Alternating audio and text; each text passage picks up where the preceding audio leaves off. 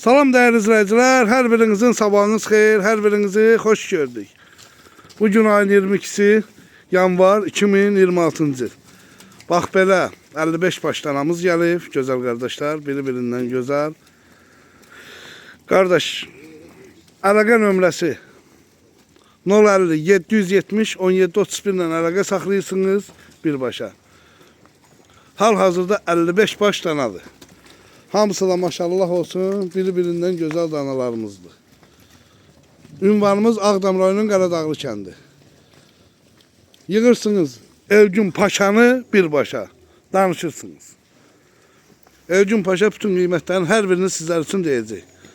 Tam cibinizə uyğun, gözəl də danalardır. Xeyirli uğurlu olsun. Allah alana da, satana da xeyir versin. Bütün bölgələrimizdə çatdırmamız var. Qardaş, yığın danışaq birbaşa. Hamısı sort, biri-birindən gözəl heyvanlardır. Ünvanımız Ağdam rayonunun Qaradağlı kəndi. Gəlin heyvana canlı baxın yerində. Su açdı. Suyu açdılar. Bütün bölgelərə çatdırmamız da ki var qardaş. Yığın danışaq. Gəlin baxın yerində canlı. 55 baş danalı.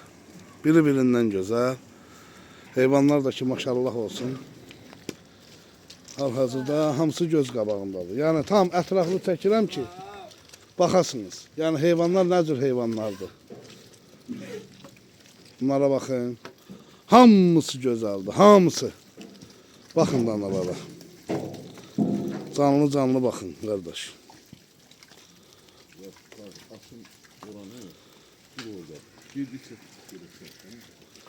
Baxın.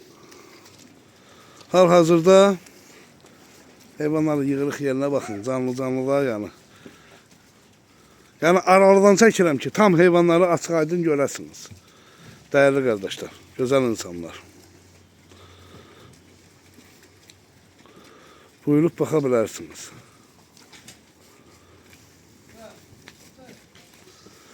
Bütün bölgələrdəki qardaş. Fərqi yoxdur, çatdırmamız var. Baxın, canlı baxın heyvanlara. İçəri yetdikdən baxın.